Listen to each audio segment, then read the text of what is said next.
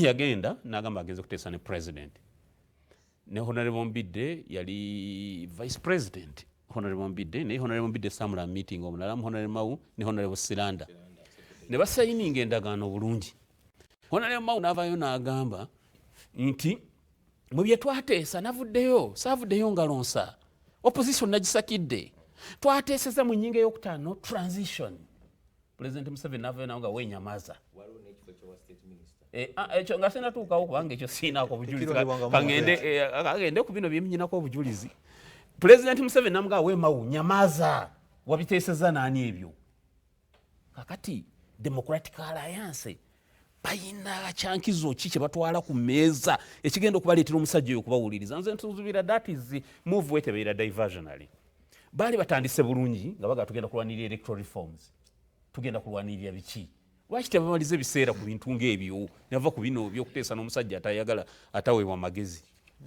Kubanga oli agambye nti obwenje tebuhaburwa. Nti omuntu okubeera n'amagezi tekiva mu kumuwa advice.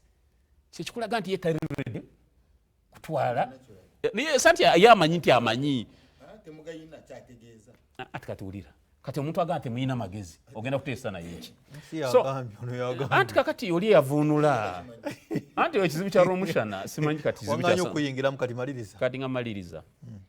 I strongly hold my position that DA bayina right okutandika ekisinde kyabwe then baoperating batambuze ebyobufuzi byabwe because nze most of them sinaze gwempalana mu abo bonna but ebimu babireke ebitujjukiza ebituvuma amagufa babireke basikule meme ebitusikule meme babireke tugenda mu state house kuteesa ne babyogedde nalabye Honorable Mukaku nga babyogera lubega Samuel Ruta wallahi ku NBS he's my friend leo tumala bwe tumala program tufuluma wamuwana nga twekutene mu ngalo kimanyi bitusikule meme tugenda wa Museveni nga wasazeewo nadda bwotyo toyina nagwo consultinga lwaki ebibiina biganya okukolera wamu Romushana era kiyinza obbateekawo